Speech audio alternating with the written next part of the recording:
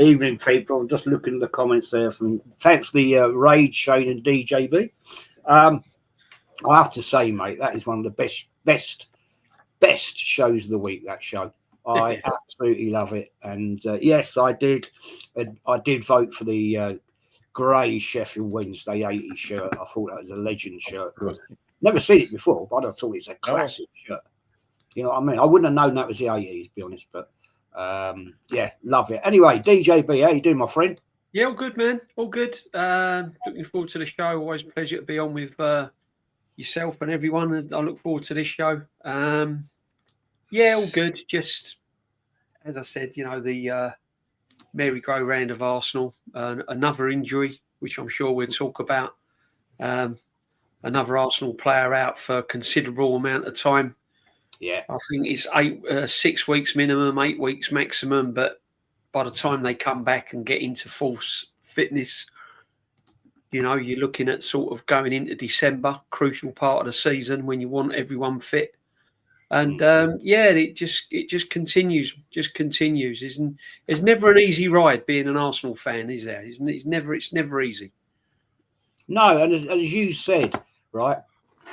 Watching you two fellas on that show earlier, right, on Shane and yours retro show, kit show rather, yeah, you get excited about it.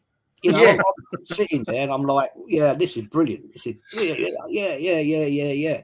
As DJs, you said, right, and Shane, I'll come to you with this as well, right. When was the last time you could honestly sit there, and Kenny, and get really excited about an Arsenal game? No, been a long time. A long time.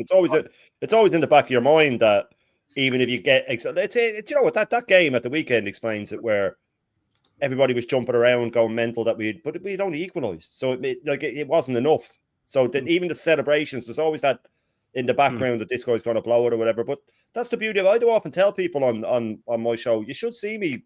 Back even 22, 23, when I was behind this guy and we were playing good football, I was insufferable when it came to talking about Arsenal. I never shut up about how great they were.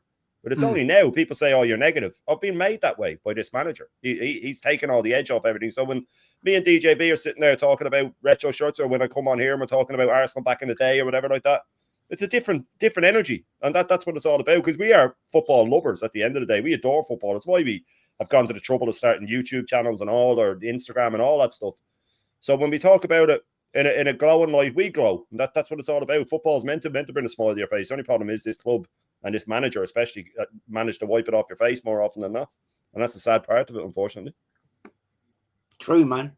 Actually, seeing Mama there, big up Mama. I haven't seen you. Big up Mama. You guys, DJB, Shane, you've got YouTube channels. I'm trying to add more mods. And whenever I type the name in, it don't come up with the right person. Yeah, I had it. I had that. You have to go through your. It's best to go. If you go in now, you can do it in your chat. If you go onto the YouTube, your channel, and go into the chat. If you click on whoever you want, then on the side it'll give a chance a way to make them a mod. Yeah. Right. Okay. Well, but that's what was happening. I lost. And people in the chat will verify this. I one day went live, and I didn't have any mods. I lost them all. For no reason at all. For no reason at all. I just lost them all. I don't know why. That happened. And I tried to add them. I tried to add them by name, but they weren't coming up. So I had to go into my studio and do it whilst I was live. Yeah. I might have to. Well, Mama Flossie, if you can, because she's a chief mod. Yeah. Mama's not chief mod. Mama, if you can see if you can add in mods for me. Maria M is one of them, and also Kawaji, who's in here as well. So see if you can do it for me, because otherwise I don't know how I'm going to do it otherwise. But anyway, Kenny Ken, how we doing, my friend? I'm all good. You know, like I said, it's 2 days since the Man City Arsenal game. Yeah, I think it's one thing it showed that, you know, we got a long way to go, but football's so boring these days, isn't it? Yeah. Have you ever seen a classic? No. You know, a classic in a match. Yet the so-called farmers leagues, you see good football, you see classics. You know, whilst in the Premiership, I mean, all the games, all the live games. You know, Saturday games weren't too bad. Man United versus Chelsea, the West London derby, Fulham versus Brentford. But the Sunday games were just awful. They're Terrible. awful. They're crap. And I went to one of them. I know it's Terrible, the state of football now, mate. Scarring. I honestly do believe, and we can talk about this later if you want to. It's up to you. 'Cause I want to talk about other things before. I don't think maybe there's just too much money involved now. Yeah. You know, the players getting so much money, they don't play for the clubs anymore like we used to do years ago. You know, you see players grab the badge and all that. You know, yeah. And I think that's all bullshit now. You know, not like it was when you had Adams and all those great players. That badge meant everything to them. But yeah, let's start off with this, right? Yeah. Is there something going around at Arsenal that whatever happens, these injuries, right? Now, according to what I looked at today, Noni Madueke was injured for 2 days in 2023, right? Now he's gone down with a possible bad injury. We don't know exactly yet. And he's going to be out for possibly 2 months. DJB, what the hell is going on here? We don't seem to get minor injuries at Arsenal no more. No, I said it. Wells, hamstrings, all that. Yeah. See, the thing is, right, if it's a one-off, you can kind of look at it and go, well, it happens. And then if it's an impact injury where players are going in for tackles and they're coming out the wrong end of them, then you can go, well, okay, that's what happens in football. But it ain't no coincidence that these injuries that are happening on a regular basis. And they're not injuries where players are out for sort of 1 or even 2 weeks. They're out for sort of 2 months. And they're kind of knee injuries. They're heavily bad muscle injuries, hamstring injuries. So if you look at these injuries, they're down to 3 things. Is what's the training facilities like, what we train on, the surface that we train on, what kind of day in, day out training program are they going through, these players? And are they getting enough warm down sessions and rest sessions before games? Or are they still going at 90, 100 mile an hour before a big game? And then during the game, it's your in-game management. Because if Madueke has indicated there's a problem early in the first half, then really, as much as you don't want it because you feel that it could weaken the team, even though it wouldn't have weakened us because we had players to come on, you've now got to act quick because you're not medically trained to find out how playing on that injury is going to have a long-term effect. So you've got a duty of care as a manager, and I keep saying it, and people keep saying to me, how can you keep blaming the manager? Well, he's the sole person that's in charge of everyone. He's in charge of the coaches. He's in charge of the medical staff. So he should then be turning around and going, right, I've got a problem. We need to get him off. We need to get it done now. We need to take him off first 10 minutes, 15 minutes, whenever, 20 minutes even, get him off, get him rested, get someone else on. He has to make that decision. So if you add all these things up, training, what they're doing in training, during the matches as well, because we know that he plays very high intense football. These players don't kind of have pockets where they're recovery. They're at it all the time. They're backwards and forwards, chasing, challenging, closing down. Mikel's way of playing is quite very high intensity. So you're going to put players at risk if the training is then not adapted to cope with the high intensity during the match days. And if that's not in place, the body's going to break down. And it could be knees, it could be calf injuries, it could be, fire strains, could be back problems, can be 101 different problems. So you have to look at the bigger picture and it has to be sorted out. Someone's got to look into it and go, right, this is what's happening. We need to change this. We need to change that. But I'll finish on this. When a player is indicating to the bench there's a problem early during the early minutes of a football match, you have to bring them off. You got to make the substitution. You can't take that risk, because if Madueke had come off earlier, that 6-8 weeks might have only been 2 or 3 weeks. I'm not saying he would have still been out, and I'm not saying that it would have made his injury go away. It might have cut down the amount of time that he was out of action for. So I can't believe that the manager has kept him on knowing that he's injured. But when you've got that amount of players injured constantly, you've got to look at the whole structure of what's going on. And I'll just leave you with this. For those that don't think that it's anything to do with management and all of that, he sets the training program. The coaches are taking instructions from the manager of what he wants in training. So if he wants a high intensity training session, the coaches along with himself will deliver that. If he then turns around and says, no, I want 2 or 3 days where it's just a bit of gentle bike work, we're not going to do much running, we're not going to do much high intensity work, we're just going to work on a few set pieces, then they do that. So everything that's set is set by the manager, and that goes with all football teams. So you have to look into it. You have to look into it. Why are these players breaking down? And they're not breaking down for 2 or 3 weeks. They're breaking down they're missing huge chunks of the season. Now the consequences, Jez, is that we've now got to bring Saka back. He might not come back for the Port Vale game, but he'll certainly be back for the Newcastle game. So now we're going to have to rely on Saka playing week in, week out, because he don't trust Wanyeri and Dowman to play in that position. So by the time Saka's brought in, he's now going to be playing game in and game out, game in and game out.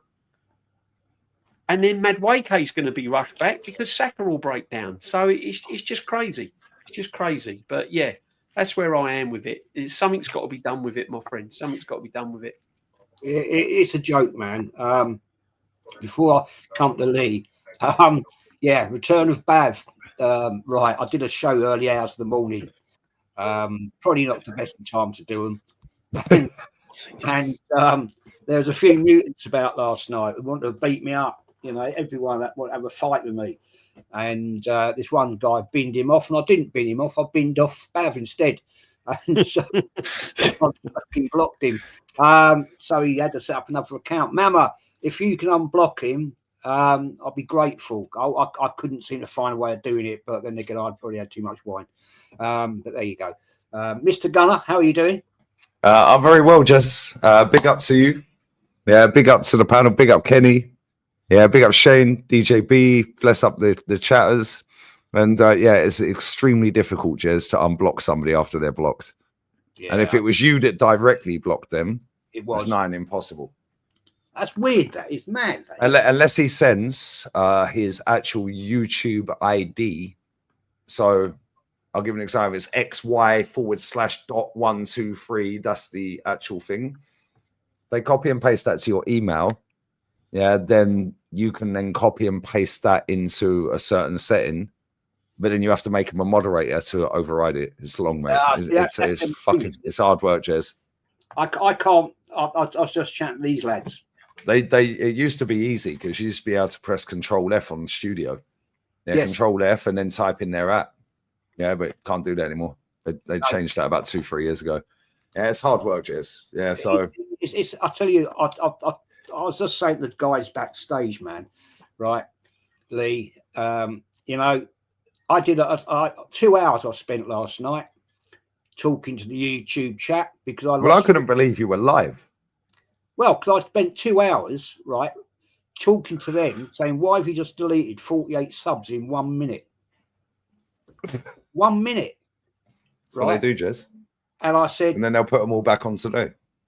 well, they haven't. And then but I have gained subs today. But I said I was 125, I think it was, away from 10K. And now I'm nearly 200 again. Jez, stop looking at the numbers, mate. Yeah, but it's frustration, man. It is pure frustration. A bit like our football club. Yeah, anyway, let's move on. We're talking about the injuries count and everything, Kenny. Right, sorry, Shane. Come to you first, man. Sorry about that. Right. What the hell is going on here, man? Because I don't see or hear any other club get any big injuries. And it's not like a twisted ankle, which I know is nasty, but it always seem to be hamstrings, ACLs. They're bad injuries. They're top injuries. I mean, what do you think it is? And I'll come to Kenny and Lee as well. Same thing, man. But they're all fatigue injuries, Jez. They're all fatigue injuries. This isn't Eduardo getting smashed into and snapping his leg in half. It's not Ramsey getting broken up by Shawcross. These are fatigue injuries, right? These are the thing is that all these top gooners, Arteta sexuals, whatever you want to call them, last season were telling us on panels it's not his fault. He doesn't have the squad. He can't rotate. And I would say, or we would say, well, even when he had the squad in 23-24, when he had Emil Smith-Rowe, he didn't use him. He just flogged Saka. When he had him, he flogged Martinelli. It doesn't matter. When he has his 11, he plays them. This is a manager that made Ben White play for 3 months when he needed surgery. This is a manager that when the medical staff decided Timber needed surgery, he said, oh, well, surgery's booked now. You may as well play. That's what he said to me. It's surgery's booked now, so you may as well play until you have surgery. This is a manager that pushed Thomas Partey back out onto the pitch. This is a manager that made Declan Rice play with a broken toe. He does not care about these players. Hincapie's already been done in by the training. He's out. Norgard, groin, like that. Done in Hincapie's groin. Norgard was out as soon as he went into his training. Madueke told him. Arteta, I don't think, realised how serious the Madueke injury is, because otherwise, in the post-match press conference, he wouldn't have said, oh, he told us very early on that he felt something. Very early on. And you left him on the field. This is ridiculous. But I have people on X coming on to me saying, oh, well, players they feel something all the time. Did they? Because I saw Maresca with Cole Palmer when he got injured in the pre-match warm-up saying, sorry, son, you're not playing. His best player, by the way, after they had drawn the first game of the season, and you know what the pressure was like at Chelsea. You're playing West Ham. If you slip up, your job could be in trouble. I don't care if you just won the Club World Cup, mate. This is Chelsea. We get rid of managers. He said, no, sorry, son, you're not playing. When he got a knock against United, sorry, son, you're coming off. This is what top managers do. They care about the players. This guy is known for it. And it's almost like he intentionally, to show that he's the boss, does these things. This is the way his mind works. And if people think it's any different, then they're lying to themselves. Madueke, I think, had a bit of a hamstring last season. But it's all down to the training. You can blame the training pitch, but let's remember that Havertz did his hamstring over in Dubai. That wasn't on the pitch that's on a car park. It's nothing to do with this. It's about his intensive training, his lack of rotation, and his inability to have any sympathy whatsoever. That's why I call him a psychopath. I've moved from narcissist to psychopath now. I think he's actually a psychopath. He has no feelings for anything whatsoever. He doesn't think that way. He go, oh, I care about the players, guys. He came out after, oh, when I have to make subs, guys, when I drop a player, I really care about the players, guys. Then the next question they said about Marino and Gyökeres had their head split open. Oh, how are Marino and Gyökeres? Oh, I think they're okay. So he didn't even know. He didn't even check on them. You know what I mean? He doesn't care about anybody but himself. This all comes back to him. People say you're being harsh. It's because you don't like him. Maybe there's an element of that, right? But he has a duty of care. That is his job. That's what is he paid to do. And all the medical staff can do is tell him so-and-so is in the red. Don't play them. Or I recommend not playing them. I recommend giving them 40 minutes. I recommend bringing them on at halftime. Okay, I'll take that on board. And away he goes. He shouldn't have rushed. He's after rushing Saka back, by the way. And as DJB pointed out, he's going to be flogged now. He's going to play every minute until Madueke's back, because he doesn't trust Ethan and he doesn't trust Dowman yet, right? So you have to look at it now that it's just going to be one after the other. And I am tired of hearing it as an excuse. It's all back to him. And he can sit there smug all he wants and say, oh, well, you know, guys, it's bad luck and it's this and it's that.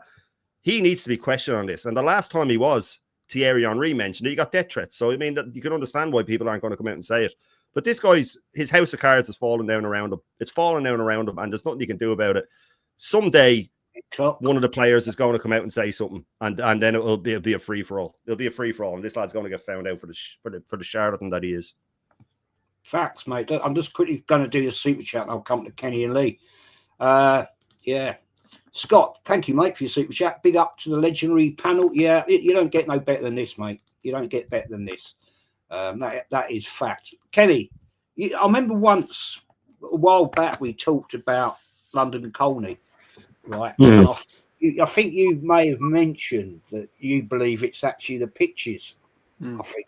Well, for me, I've played on the pitches because we're talking about 34 years ago. Yeah, when I was just at uni and University College London, owned the pitches. So I've played on every pitch on there. I mean, every pitch. Obviously, that's 35 years ago. Some pitches were terrible, and the main pitch was, we used to call it Wembley, which is like Wembley. So it's not such a pitch. It's the pitches, but you know, Shane, everyone's right. One thing you give Arsene Wenger, obviously, I was his biggest critic, and I'm never going to deny that because there's too much proof of me criticising him. One thing he did really right is that he believed in red zones. If a player was in the red zone, he wouldn't play. He believed in preserving people's careers. He was probably the only manager that ever did that. Like some of the players used to fight against him. Henry fought him before North London Derby in 2006-07. He won the argument, and him and Henry had a falling out. He had to put Henry straight that he runs the club. He was right because Henry.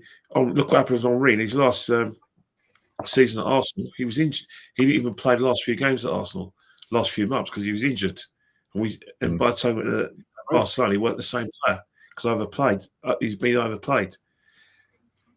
One thing Mick Arteta needs to, bring back is the red zones. If Madueke is injured, he's called for injuries, get him off. You've got more than enough cover on the bench. You know, that's why we've got massive squads because of the injuries last season. Managers, it's not just Arteta, it's managers in general. You know, so many times, oh, let's give him a little injection. Let's give him a cortisone injection. Oh, yeah, let's do this. We need him to play. We need him to play. And they're forced themselves. And also it's the schedule as well. The schedule's pathetic. It's bad, especially now the Champions League as it is now. It's not a group stage. It's actually a league format where every game's got something on it. So you think about it. Madueke starting against Liverpool. Then we had the international break. That's fine. But he started for both games for England. Then he plays against Nottingham Forest, then he starts against Bilbao, and he starts against Man City. Where's the break? You're right. The days of having impact injuries, bone to bone, virtually gone nowadays. You don't hear about metatarsals. You don't hear about, tibs and fibs injuries, in your legs or broken kneecaps. It's all about exertion. It's about too many games and managers just thinking they always have to play. And this guy's the biggest culprit himself because we would have thought that with the new players he got in, he was going to move the wheel tactically, but no, he isn't. The same personnel have to play within the same tactics. And doesn't matter whether you're fit or not, you have to play. Come on, does anyone think that Saliba was fully fit for the Man City game? No, I don't think so. Look how he got left for the goal for Haaland. That's not a fit player. Saka, when he came on, was clearly not match fit. Gabriel as well, Kenny. Gabriel didn't look right on that. Gabriel's the next having a rake. He's going to get an injury himself because overplaying. What's the point of getting Hincap out? Who I believe is injured now, but what's the point of getting these defenders in if you've got fresh players that come in for players who just need a bit of a break? I understand the pressure results. I've got a great respect for that. But the problem is that long term, you're risking long injuries. Look what we had. We had how many long term injuries did we have? 4. Two key players, Havertz and Saka. We're now only got 5 games in. We've had injuries to Saliba, Saka, now Madueke. Odegaard. Twice. Odegaard as well.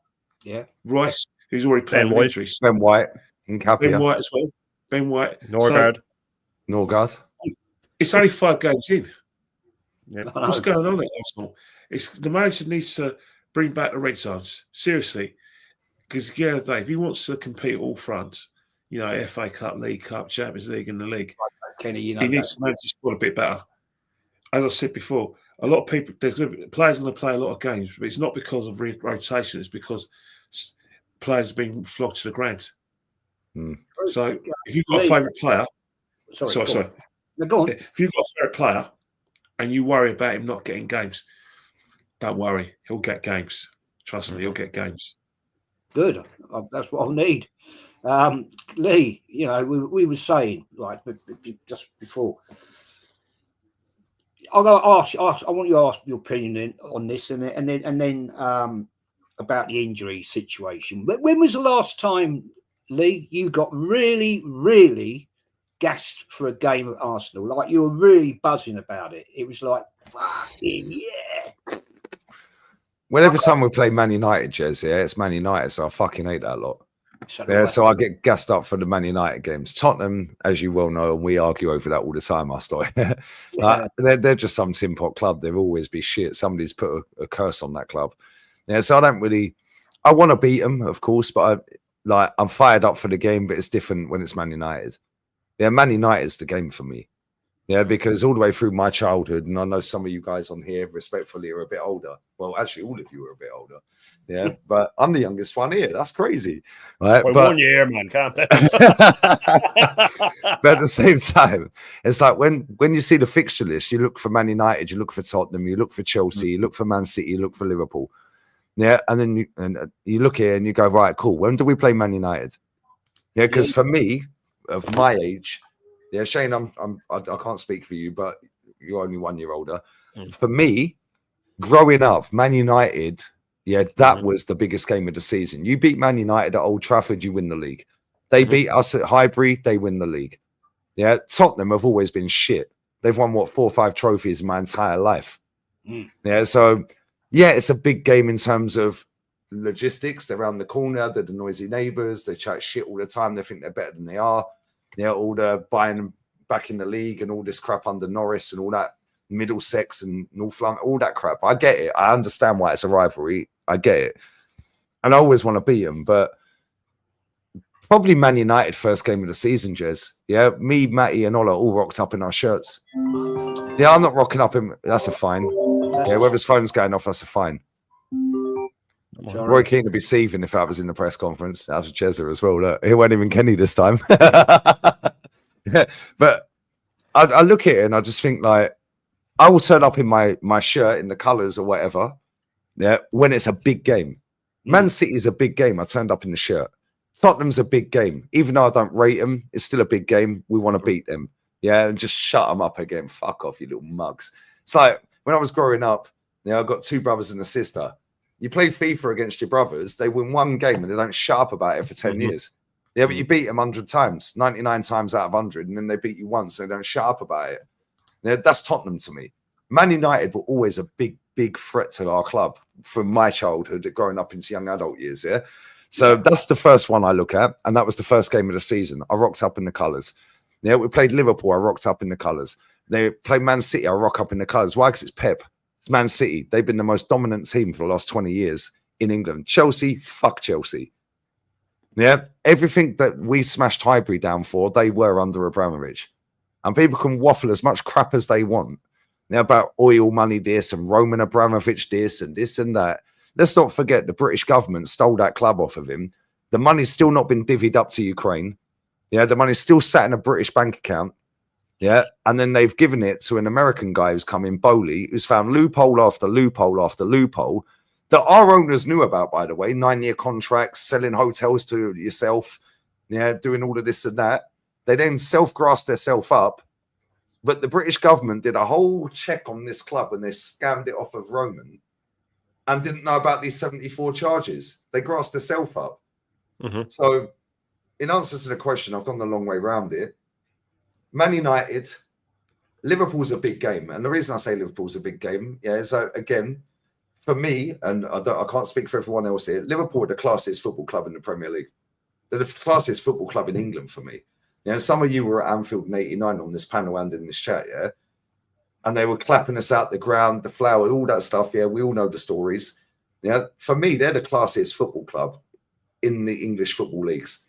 And people take the piss because they speak like this, matey, fucking dickhead, and they ain't got a great, nice accent. It's not a sexy accent. So people mug them off, always the victims, all of this and that crap, Fact and reality is they're a fucking good football club, and they always have been. And they've had great managers, Shankly, they've had fucking Paisley, they've had Jurgen Klopp, even Kenny Dalglish was decent. Kenny Dalglish is a baller. They've had fantastic players at their club, iconic football players. Michael Owen's the last English player to win a Ballon d'Or. They've had Fernando Torres. They've had so many good players, Suarez, so on and so forth. For me, them and Man United are the two biggest clubs in England. You can argue either way. But I always look forward to when we play Man United, it fucking means something. Fuck Man United. Because them bastards, we stopped them doing about 9 or 10 fucking leagues in a row with Wenger. Because if we hadn't won any of them 3-1, they'd just carry on winning. Then we've done the cup in 05, scammed them out of that cup because we were shit that day and we scammed it. But then on the flip side of that, Liverpool, Michael Owen, goes and fucking robs us. So it's like them two clubs for me will always be the biggest clubs in England. We'll never overtake them two. However, we are the third biggest club right now, but we're that close to being the fifth biggest because Man City and Chelsea are right behind us. And Chelsea fans will sit there and argue, and I'll land on this, I'm waffling. Chelsea fans will argue because of their European pedigree, they've won every single trophy you can imagine in Europe. And some of them multiple times, including the big ears, the Gary Linekers. They'll say, well, we've won bigger trophies than you. We might not have as many leagues as you, but we've won more in Europe. So they can even have that argument. What do we come back with? Oh, well, we won the Fairs Cup, mate, and we won the Cup Winners' Cup. But we got 14 FA Cups and we got 13 leagues. Don't worry about that, mate. They were in the 30s.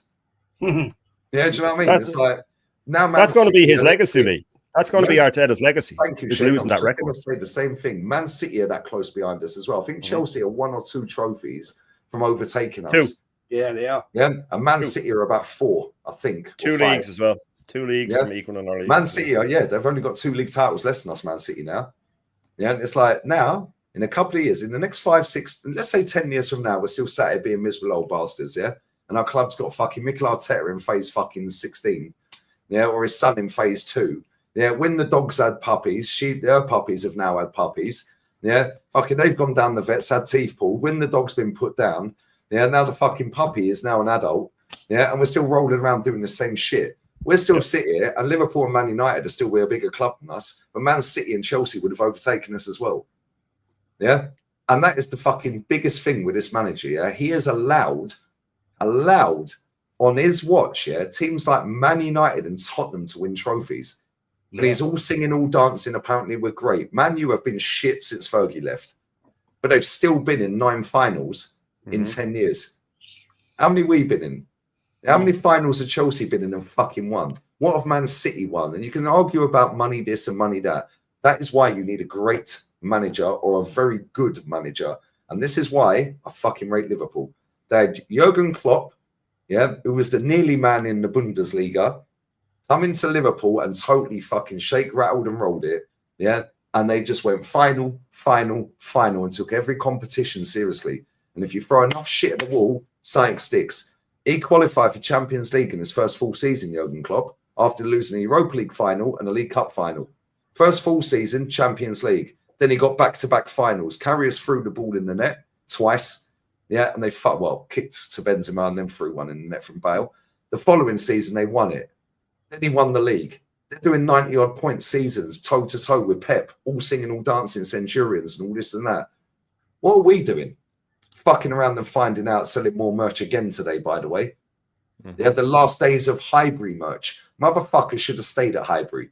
Because everything everything we smashed that stadium down for was Chelsea under Abramovich. And even after Abramovich, they've still won more than us. Do you know how fucking sad that is? You've seen Tottenham win on this manager's watch.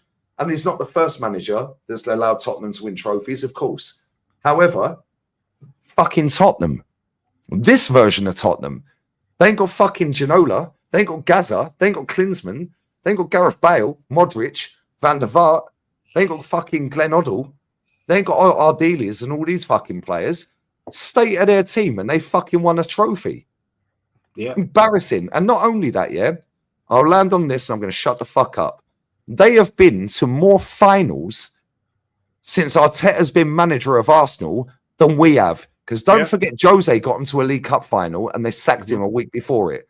They've been to 2 finals since Arteta's been here. We've been to 1, mate. 1. That is a damning indictment of this cunt, sorry, Jez, of this bastard's fucking reign. Yeah, he has allowed them clubs, that were nowhere near us at the time, to catch us up, and overtake. And Man City and Chelsea will overtake us in the next 5 years. That's man. Sorry for swearing so much. Just real quick as well. Just sorry. That what Lee said about us, and this is what gets to me. And I'll be really, really quick about the 3rd most successful team. We've been either 1st, 2nd, or 3rd most successful team since Herbert Chapman, right? Since he started going off and winning leagues non-stop and winning FA Cups. If Chelsea win 2 cups this season, which they're well capable of, by the way, they could win a League Cup and the Champions League. No problem to them. No problem to them. We will no longer be the 3rd most successful team, and will no longer be the most successful team in London. So in 5 years, a record that we probably thought we'd never lose in our lifetime. I would have thought we'd ever lose that in our lifetime. This manager will have overseen it.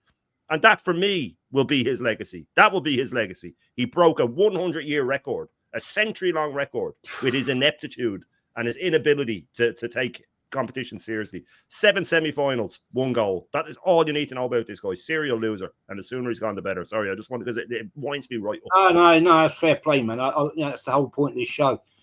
Just do this super chat, and I'm going to come to DJB, man.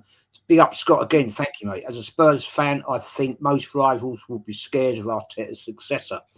You have the squad now. You just need a more attacking manager. Fact. Very well said, mate. Very well said. DJB, let's move to another point. On you were at the game. Kenny was at the game, right? And before I just want to highlight this because you know what I'm saying. Fucking work rate, man. Yeah. Well, early hours of the morning, mate. Hey, you can't make it up, can you? Joseph, big up, man. Well, hang on, where's that fucking god? Big up, mate. Big up, Jism panel. DJB would call it on TalkSport. Yes, we have a superstar on the channel now. Won't be long before he's on Sky TV. I tried to get in the press box, guys, but they weren't having me, mate. I wasn't too kind to Arteta, I'm afraid. I didn't tick enough boxes. Mate, you just need to take my mate that was on with me last night. He wants to beat everybody up. You know what I mean? He'll beat them all up there for you. As all Arteta plan B's, hoping Martinelli scores off the bench. That's it. Yeah, fact. Absolute bloody fact, man. DJ, you're at the game. Kenny was at the game. I was watching it on the TV, right? Great goal from Martinelli. You can't deny it. It's great control. Nice little flick over Donnarumma. But Arteta running 20 yards down the touchline, celebrating. I thought he was going to do a knee slide. Right? I thought he was going to get, do a fucking Henri there. Because, he just won the FA Cup. We just equalised, man. What are you doing? You're running down there. I thought you were going to go down and hug Martinelli. You know what I'm saying? At the end of the day, fella, you should be showing them players and saying, get back to the fucking centre circle. Get back. Go for the win. No. What did you make of that, mate? I thought it was a shit show. It's he's desperate, Jez. What it is, that's all for facade. It's all for show. He's running down the touchline as if to say, look at me, look, I've done it again. Worked a masterclass, made the right substitution. The man that I've brought on has now scored the equaliser. And what he's doing, he's covering up the cracks by the emphasis being on his celebration and all what goes with it. And the trouble is, a lot of the fans get sucked in by it. They get sucked in by it. But your real fans and the proper fans look at that and go, hang on a minute, we've dropped 2 points. He doesn't see that. And that's what makes it worse with his football manager. He don't see the fact that we've dropped 2 points. All he can see is that he's made a substitution, and by luck or by hook or by crook, he scored. That's what he sees. He just sees the equaliser. He don't look at the bigger picture. He don't look at the fact that he went to Anfield, fucking bored the pants off of everyone, and didn't make a game of it. No. Where we could have beaten them. He don't look at the fact that he could have set up more attacking and more proactive at home against Man City. After going into that game 6 points behind, 6 points behind, we went into that game. That should have been a cup final. That should have been treated like a cup final. And yet he goes in too defensively. And then he has the audacity to celebrate as if we're taking all 3 points by running up the touchline, punching the air, bicycle kicking. You know, it's an absolute... And this is where we are with this football manager. He's clutching onto moments. And that's what he's been doing. It's all moments. It's all individual moments. Martinelli scores a wonder goal. That's one moment. As everyone celebrates, everyone looks at it and goes, "Whoa, oh, what a genius, what a man." Hang on a minute. We've just dropped 2 points. We're still 5 points behind Liverpool going to Newcastle, where this geezer can't even score a goal. Yeah. Do you know what I mean? We can't even have a shot at a goal. Yeah, true. And we're going into Newcastle, by the way, with another injury. And we're having to bring back Saka. Probably he's going to play 90 minutes at Newcastle, one of the most physical games of the season, right? And yet he's jumping up and down and celebrating. And this is what gets me. And then the players, what makes it worse? I'm looking at the players and they're doing the same. Apart from Zubimendi, it's the only thing he decently done all game. Just get the ball and run back to the halfway line. Other than that, he's a total fucking waste of time in my eyes. I'm sorry. Right? Yeah. He's absolute way. I'm sure we could have done better as a midfield, getting a midfield player than him. Yep. Right. But at the end of the day, this is what the manager's doing now. He's clutching at all the straws. He's trying to now spin it so that everything he does from now on, it's to take everything away what's going wrong and everything away why he can't win anything to like, oh yeah. And everyone now was talking about the equaliser. Everyone was talking about, you know, the substitutions he made. But they're not really talking about the bigger picture. The problem is, right, Jez, is I said this. He had 2 chances early in the season. He had a chance to set a marker down at Anfield and he fouled. And then when you're going into a game against Manchester City, who was beaten twice by Brighton and Spurs, weren't fantastic against Man United. They played a poor Man United team and beat them. And you're 6 points behind.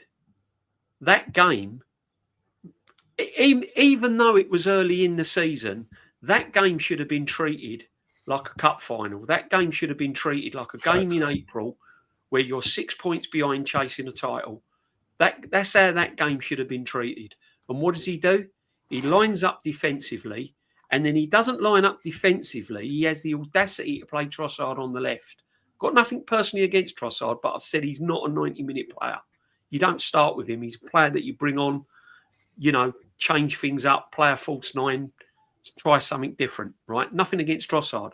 But then he benches Eze, 60-odd million pound player, all singing, all dancing, that's won an FA Cup and a Charity Shield, that's won the same amount as trophies as Arteta. And in the 2 biggest games of the season, he puts him on the bench. Yeah. Yeah. And, you know, and yet he's celebrating a goal in the 93rd minute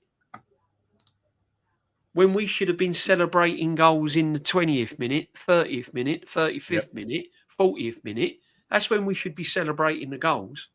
And he's celebrating an equaliser as if we've just won a trophy and taken all 3 points. What he should have done was he should have sat down, clapped the goal like everyone did where I was sitting and all the people around me, the proper fans. They just sat, well done, yeah, nice goal, well taken. That was it. That's what he should have done. And then he should have been shaking his head thinking, fuck it, missed opportunity. I haven't taken all 3 points. And then in the press conference, what he should have said was, nice goal. I'm glad we got the equaliser. However, I'm going to take the blame. This is down to me. I picked the team. we've missed an opportunity to take all 3 points. And if he'd have done that, he would have come out with some sort of credibility. And he didn't do it. And he's never done it. And he's never done it. And he's never done it. He's never done it. He's always like, oh, this. And then, I'll land on this because this really pissed me off when I heard this. He's comparing the Bilbao game to the same game as home against Manchester City. And by the way, that game against Bilbao was crap. Until we took off that fucking midfield. Sorry, DJ's cut. Yeah, no. Until he took that. Until we took off that midfield, that game was going nowhere. In fact, a decent team in that first 25 minutes would have been 2-0 down.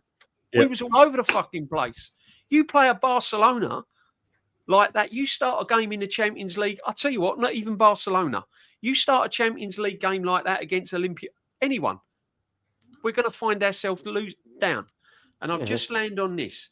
If he plays like that in if we get to a knockouts phase in a Champions League match and he sets up like he did against Man City and he celebrates a goal, an equaliser, knowing that we've got a second leg to play, we're out of another competition. He hasn't changed. He hasn't learnt from his lessons, Jez. He's still making the same fundamental mistakes that he was making last season, the season before, and the season before that. And then he hasn't got the balls to come out and own up that he's made a mistake.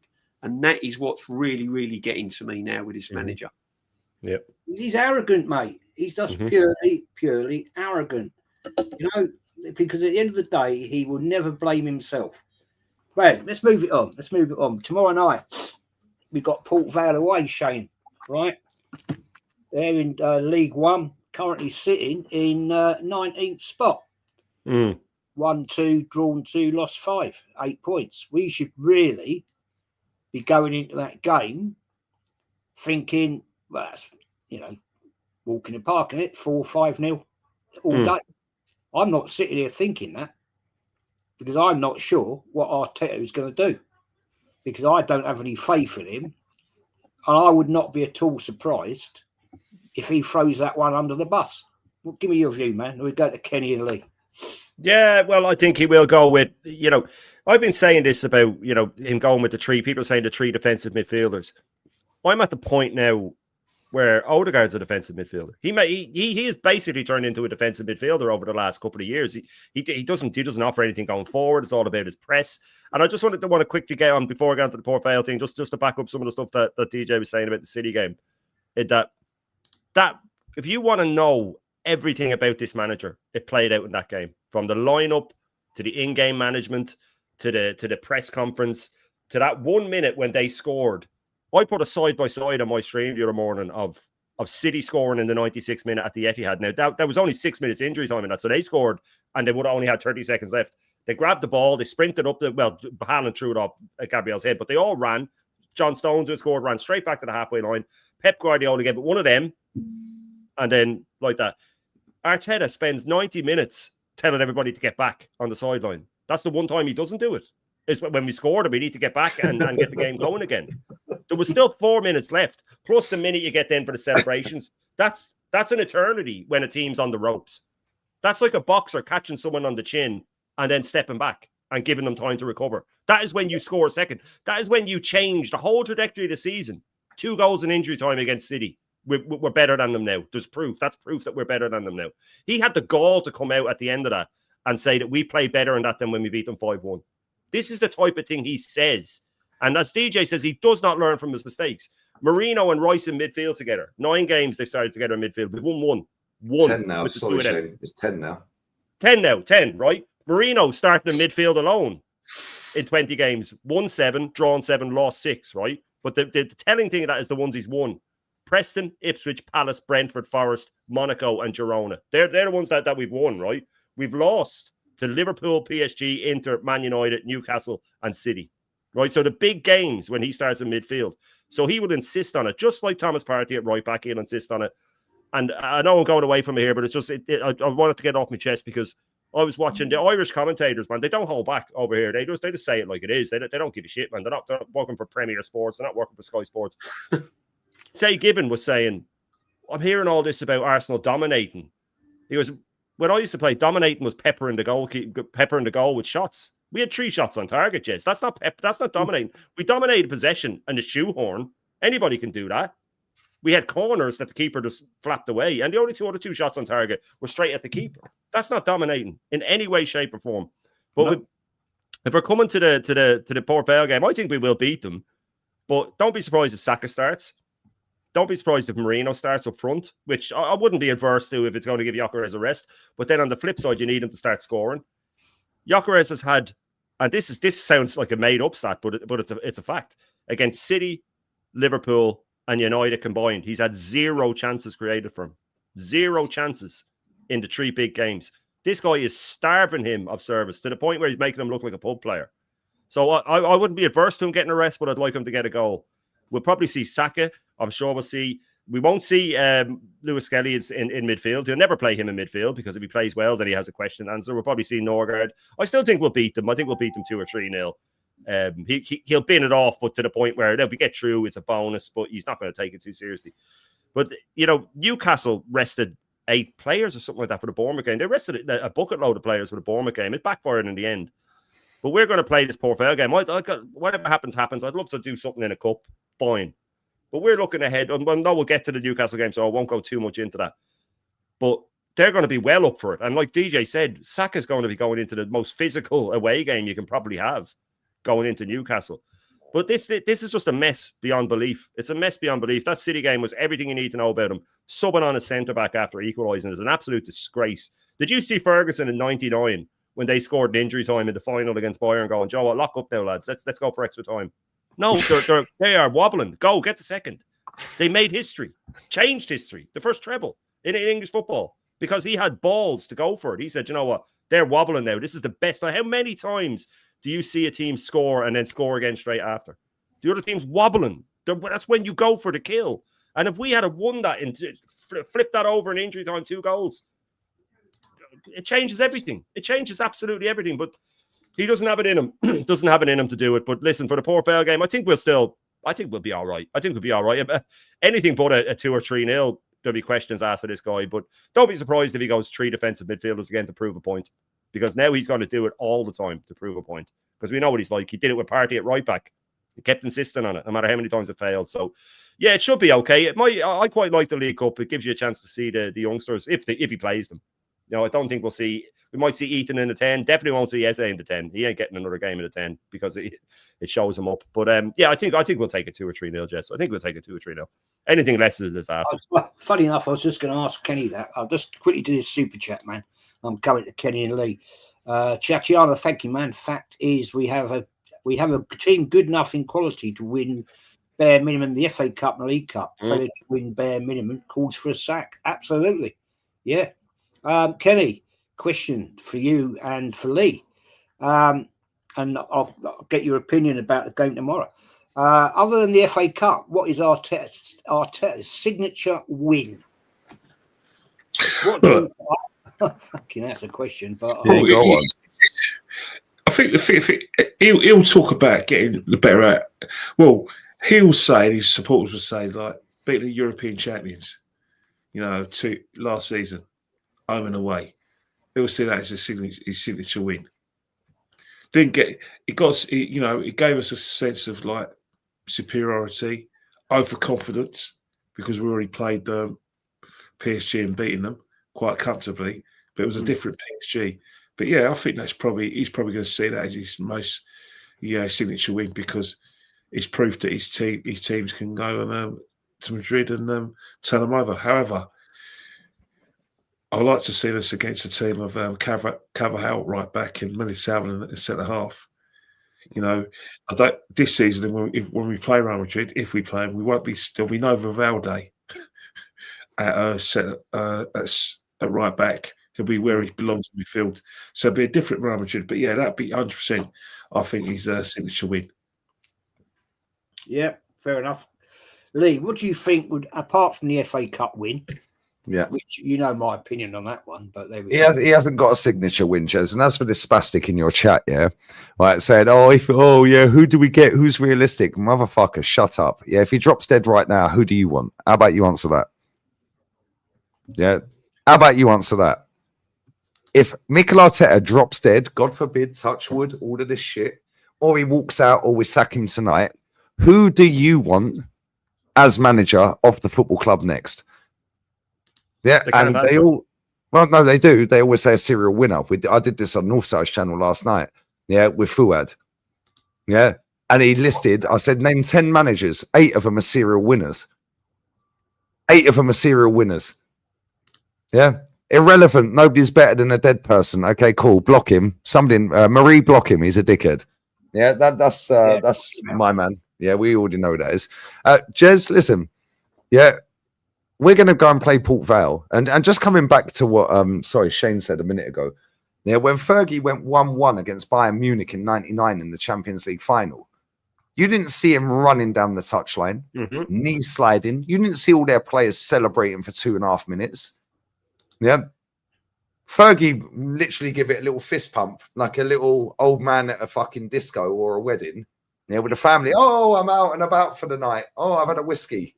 Yeah. And that would be it. Same as Ancelotti. Ancelotti just used to go like that. And that would be it. And even if they'd scored, after they played shit, he didn't even do the fist pump. He'd just stand there with his hand on his hip, raise the eyebrow and go, yeah, cool, you better fucking win now. Yeah. And this is the mentality. Yeah. And this is something that is lost in English football. It's not even just an Arsenal thing. It's English football. Yeah. I'm watching La Liga now. Girona are 1-0 up at Bilbao. They're 1-0 up. They scored in 9 minutes. Girona have been pammed every single week so far this season, and they're likely to get relegated. You see that manager? I'll take Girona's manager at Arsenal in a heartbeat. That guy had Girona in a title race till the end of March with Real Madrid, Atleti, and Barca. They then had to sell all the best players. They replaced them with crap. They then had to sell all of them again to balance the books. But this is City Group. Oh, but anyone can do that. No, go and get him, mate. He had them 3 big clubs rattled. So when we're talking about Port Vale, Jez, we'll beat Port Vale. Yeah, but don't be surprised, like Shane said and others in the chat and so on and so forth have said, yeah? Don't be surprised if you see Declan Rice or Gabby Magalhaes or Saliba start this game. Don't be surprised if Saka starts the game and plays 80 minutes. Yeah, don't be surprised if Gyökeres is benched and he puts Martinelli up front because he's the new flavour of the month. Yeah, the same Martinelli that most of his fan base, sorry, Kenny, yeah, I know you're not most of the fan base, yeah, but including Kenny, want out the club. But now he's new flavour of the month. Not for Kenny, but not for Kenny, obviously. Yeah, but at the same time, yeah, these people forget the result before the last result. They go off of the very last result. So if we go and slap Port Vale 4-5-6-0 tomorrow, and Dauman does a fucking madness, Ethan plays well, Zubamendi scores a goal. What a fucking goal that is from Bilbao. Oh my days. What a fucking goal. Yura Gazir scored a screamer at Old Trafford as well. Sign that bastard up. He's better than Odegaard. Anyway, if we go and slap them 5-6-0, 4-0, 3-0, whatever, and even if we only beat them 1-0, or we do them on pens, it'll be, well, we're focusing on the Newcastle game. That's the biggest game. And this is the problem with this fan base. They go off with the very last result, and they always make an excuse as to why everything previous is not there anymore. Well, we've got Newcastle at the weekend. We expect him to play his best team. No, I don't. I expect a £1 billion squad to not even take Saka, not even take Gyökeres, not even take Gabby and Saliba, not even take David Raya. It's Babs in fucking mutant form. Not even take any of these players. I expect us to go there with a reserve team. Look at when Wenger was our manager. We'd slap up everyone in that League Cup. We made the final in that League Cup with kids. Theo Walcott's first goal for this club was against all singing, all dancing Chelsea. And he scored in that game. Then Didier Drogba happened. That was the only fuck up Wenger made in that whole run, by the way, was playing them kids in the final. If he'd gone back to type and played the proper team with a couple of mix and match, we probably would have done them. But we'll never know. This manager couldn't give 2 fucks about this League Cup. This is an inconvenience for him.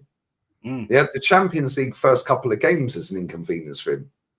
But what this guy's been doing is going, Oh, well, we're living off the back of David Raya as the best keeper in the league. Yeah, he's got the Golden Glove for 2 years. Oh, but we've got the best defence in the league. Yeah, why have we got the best goalkeeper and the best defence, mate? Because we've got 3 fridge freezers in fucking midfield in front of them.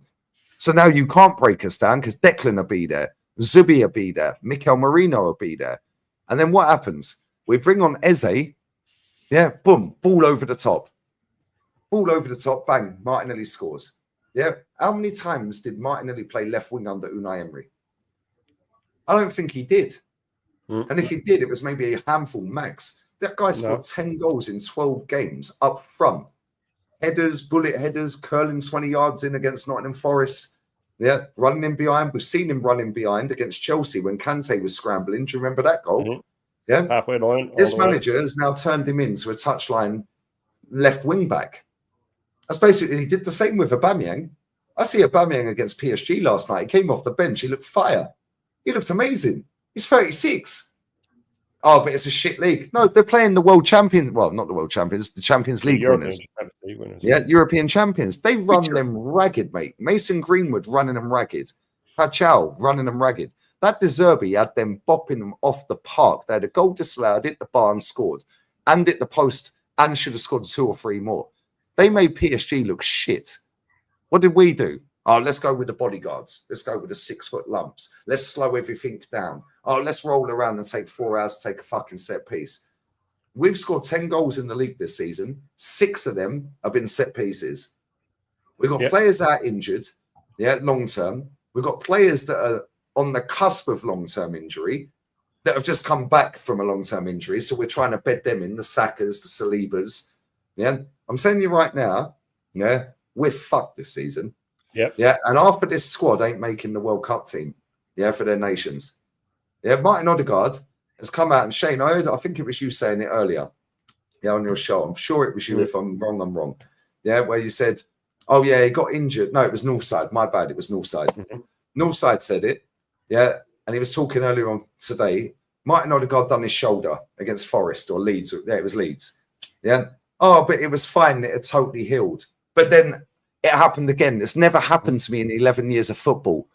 So now suddenly a recurring injuries happen within 2 weeks. But we weren't fully recovered then, was it, mate? Yeah, because let's be real. When we see him fall over and land on his shoulder, we was like, oh, that looks a bit nasty. Maybe he's dislocated it. No, but then he carried on. Then he comes off 10 minutes later.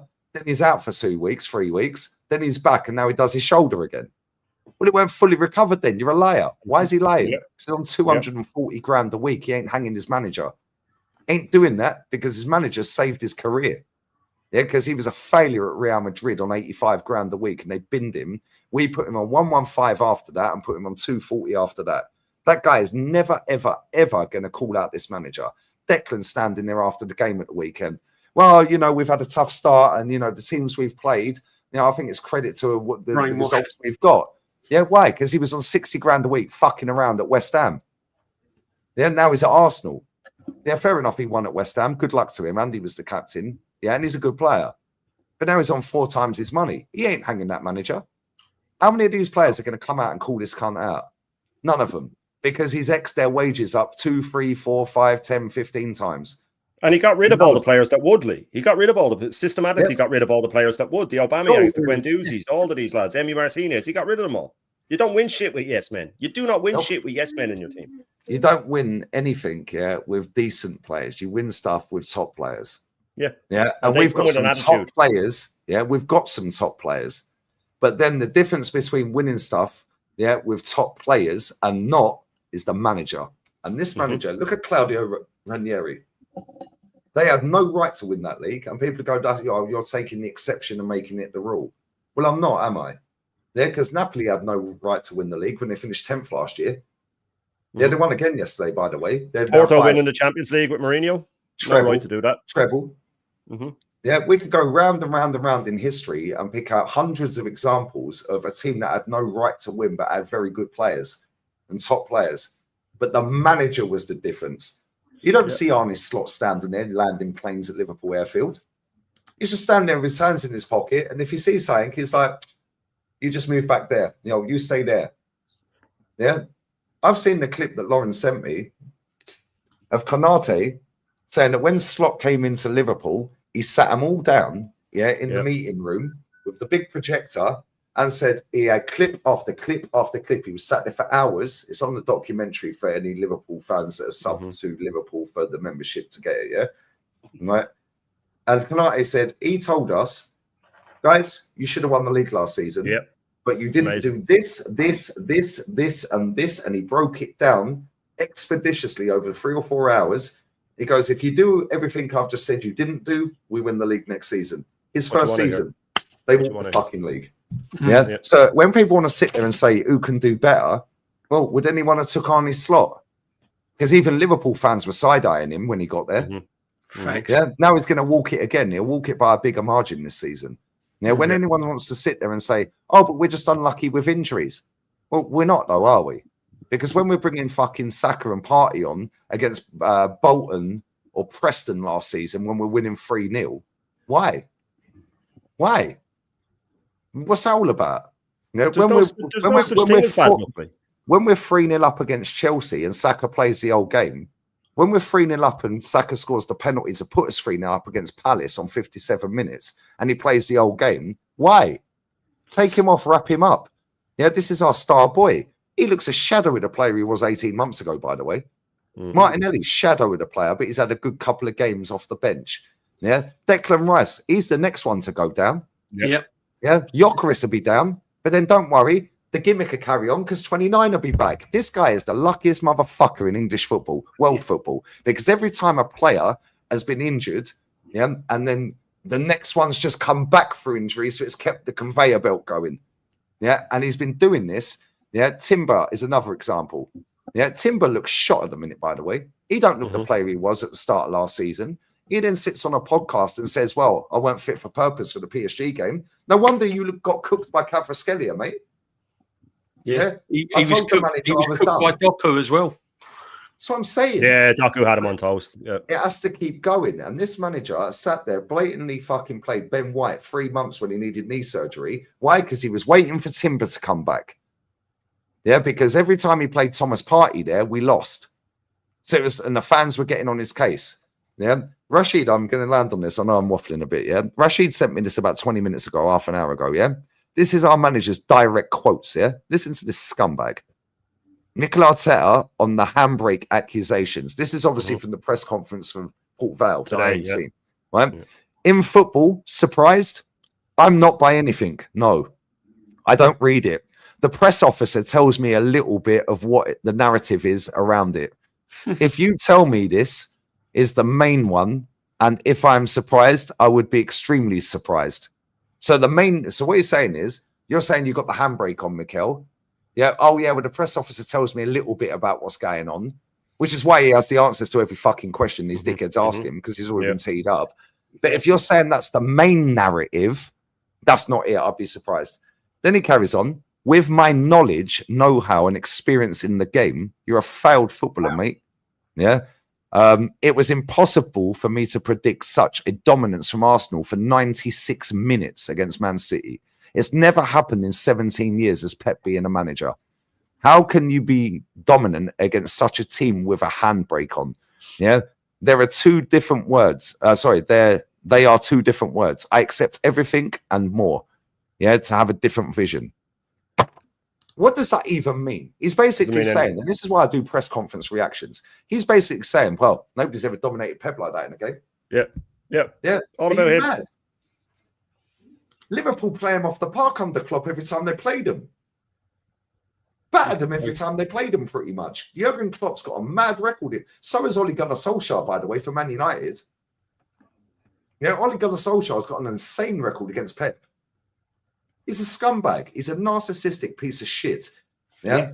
And he's come out fighting because he's seen the backlash. And then he's mentioned the press officer. Thank you, because that's everything I've been saying for 6 years, mate. He's been teed up so he knows the answers. Yeah. He knows the answers before he sat there because he knows the questions. Of course he does, Lee. I'll just cut a couple of super chats and get through them. This one, a couple of these, mate, are legend.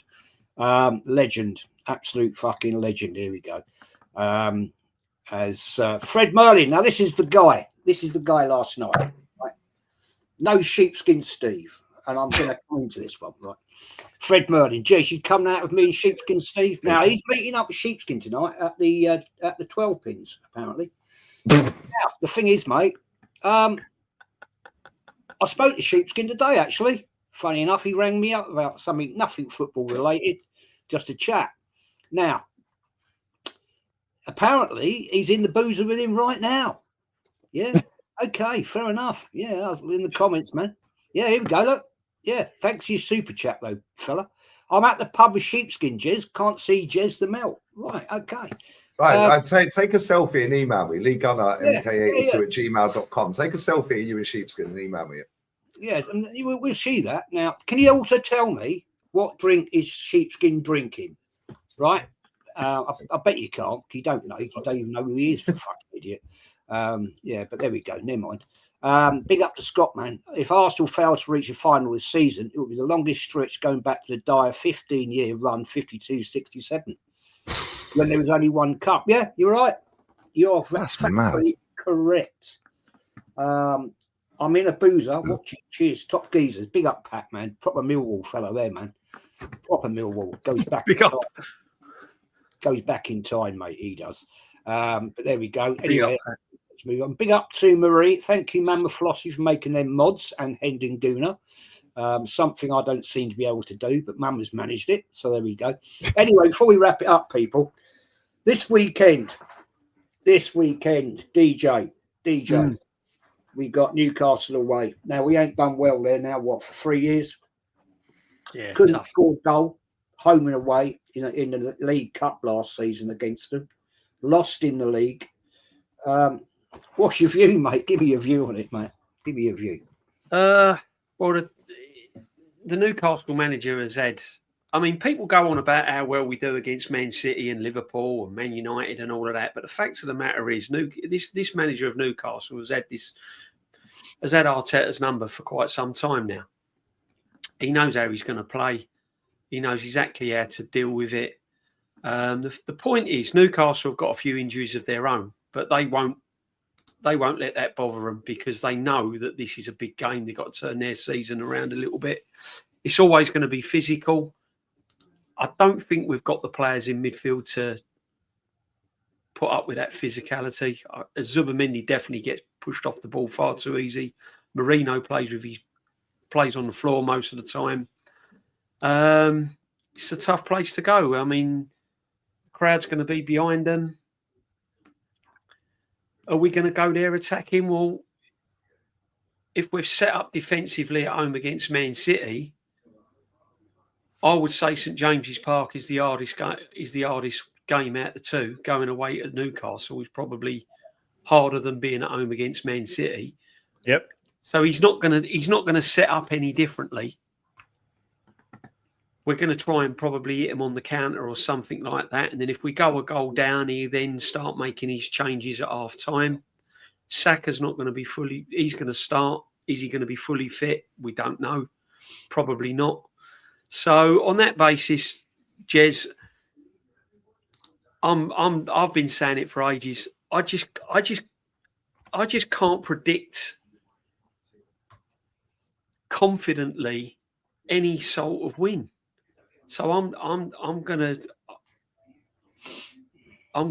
say, unfortunately, it's either going to be a 1 or a 2-1 Newcastle. I can't see us winning. I agree with that. I can't see us winning because if you look at your careers, I don't see where the goals are coming from. I can see where the goals are coming from. You know, when he does take the handbrake off, if you like, and he plays Wanyeri and he plays Eze, I can see like a goal or two, but the way he's going to set up, I just can't see where the goals are coming from. Gyökeres, enjoy that trophy you got last night, mate, because you won't be getting another one at Arsenal. Yep. You won't even get an invite next year. No, that's true. And my prediction, how many goals he's going to score in a season, is looking likely now. I said he won't score more than about 15 goals all comps. I said that. I said exactly the same as you. And I'll be lucky he gets 15 under this manager. So yeah, 1 or a 2-1 Newcastle. Yeah, I'll go with you on that one. Frederick is in. This is the one who wants to beat the shit out of me, Kenny. Kenny, next time I come up to Islington, you better hold my hand. Because this guy, you know what I mean? Jez, where are you, son? son. You know, this kid's about 14, right? You can tell he's about 14 by the way he speaks. Me and Sheepskin Steve are rating for you, Baldy. Oh, well, Sheepskin's going to turn on me, is he? Sheepskin's going to fucking have a rap with me. Righto.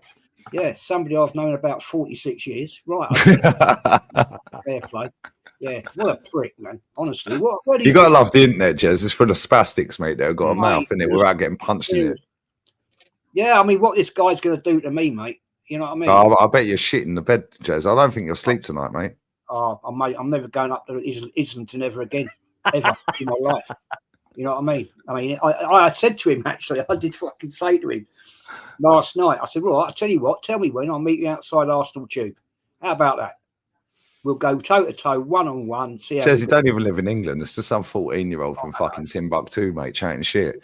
Yeah, getting a response, and now he's got a semi-lob on, yeah, looking at his Mikel Arteta fucking picture on the ceiling. Yeah. Right, do you know what I mean? Fucking... They're dickheads, Jez. That's why I wind them up. They're fucking idiots. They're going to do nothing. I love it. Fucking yeah, I love it as well. Fucking, I thrive on these dickheads, bruv. Yeah, fuck these idiots. Yeah, if these spastics, yeah, they supported their local club, our club would still be great. Simple as that, isn't it? I'm getting banned. Yeah, leave our fucking guy. Look at Jamie Carragher. What's he got? Why is Jamie Carragher at Bilbao Girona, by the way? Is he? Hey, let's before we wrap this up. Right, we've got a couple of market opportunities in the crowd. She's all right on the left. Go on, girl.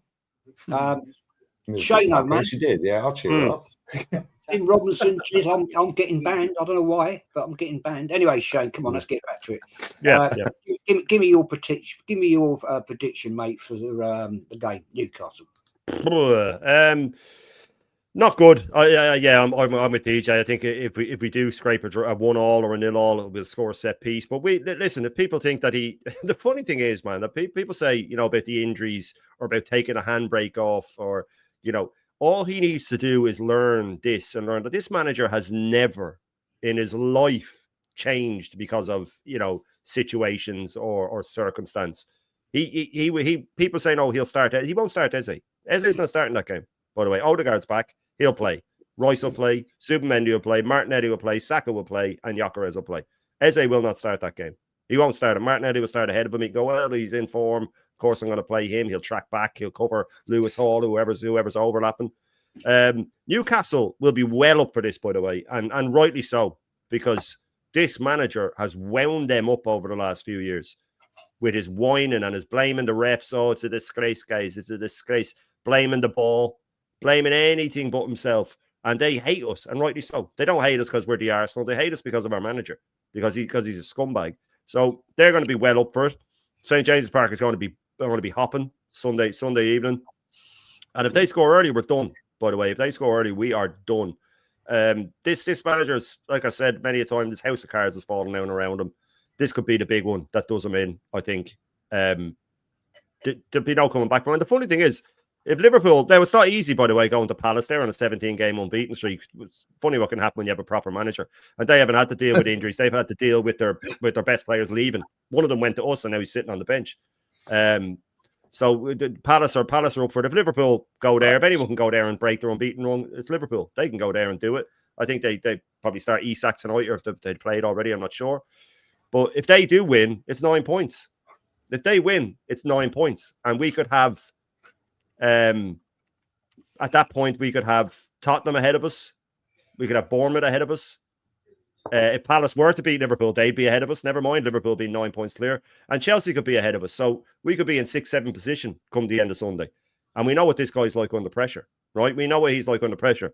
And if we are in 5th, 6th, or 7th, let's see Igal repost that video of me saying that we're in a top 4 fight. Let's see him repost that and have a little laugh, have a little snigger about it like I'm crazy because I said we're in a top 4 fight. We are in a top 4 fight this day. Let's get it right. I might have got the teams wrong that'd be in and around us, but someone has to be in and around us. Someone has to be in and around the top 4. It won't be us. We'll be struggling because this manager is a clown. So the Newcastle game, we know how it goes. 3 shots on target in the last 3 matches there, Jez. 3 shots on target in the last 3 matches. Add to that we've had 2 shots on target against United, 1 against Liverpool. I think we had 4 against Bilbao, including the 2 goals. We don't create chances. So how are we meant to win? Well, listen, I don't see it being anything but a 1-0 to Newcastle or a 1-1. Sorry to cut in, yeah. Sorry to cut in. I'm watching Bilbao Girona at Bilbao, yeah. Girona went 1-0 up. The equaliser, I didn't see the first goal, yeah, but the equaliser was cold. Yeah, Girona have had 6 shots, 3 on target so far. Yeah, and we're 69 minutes in, and it's at Bilbao. And this is a Girona team that are fucking rock bottom and been slapped every week so far. But they've played better against them than we did. Yeah, thanks. Sorry, I've just lost my thread there a little bit. I do apologise. What a save. Cricket Alive kicking. Thank you for your super chat, man. Good evening. I hope it all is good. Rest in peace to Dickie Bird. Yeah, 92-year-old. Lost him today. Oh, Dickie Bird died, did he? Yeah, 92. What, today? Yeah. Fucking hell. Yeah, 92. Gone. Yeah. Great shame. Great shame. Done all right, though. Fucking good innings, mate. 92. Yeah, it's true. Yeah, if somebody's finally knocked his middle wicket out. Fucking hell, Dad. Like tough, man. If he had a fucking YouTube channel, I swear he'd be banned in a week. Mate, I'll tell you what, honestly, seriously.